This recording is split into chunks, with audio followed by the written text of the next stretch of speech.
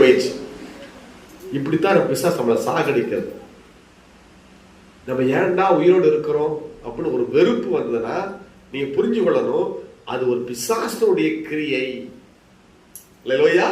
நம்ம கண்ணை மறைச்சு ஆண்டவர் உங்களுக்கு செய்த நன்மையெல்லாம் மறைச்சு அதை காட்டவே மாட்டான். அதை மறைச்சிட்டு உங்களுக்கு வரக்கூடிய துன்பத்தையே காட்டுவான். அப்ப நீ அழுவ, கடவுள் நம்பி என்ன செய்ய, இயேசுவை தேடி என்ன செய்ய. அதுக்கு முன்னாடி எத்தனையோ நன்மைகளை உனக்கு செஞ்சிருப்பாரு.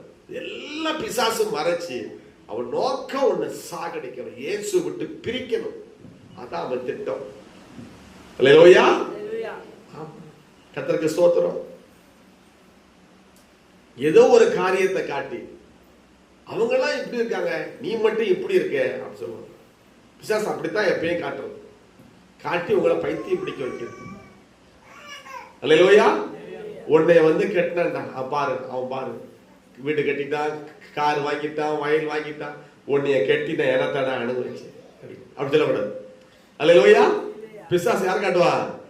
அந்த குறிப்பிட்ட எதிராளியை காட்டி வீட்டுக்காரரை கேவலமா சொல்றது, குறிப்பிட்ட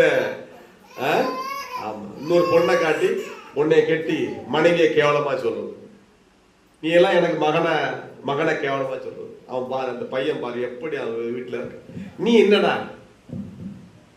அல்லேலூயா. இன்னொருகளை ஒப்பிட்டு பிள்ளைகளை என்ன செய்யக்கூடாது, பேசக்கூடாது. பிள்ளைகளையோ மனைவியோ புருஷனையோ பேசக்கூடாது. அல்லேலூயா. நாம் அநேகரை தூக்கி நிறுத்தணும். அதான் ஏசப்போட தெரிந்து கொண்டார், அநேகரும் தூக்கி நிறுத்தணும். அல்லேலூயா. சாக போறவளை அநேகர் நீதான் காப்பாற்றணும். அப்ப அநேகருக்கு சுவிசேஷத்தை நீ சொல்லணும்.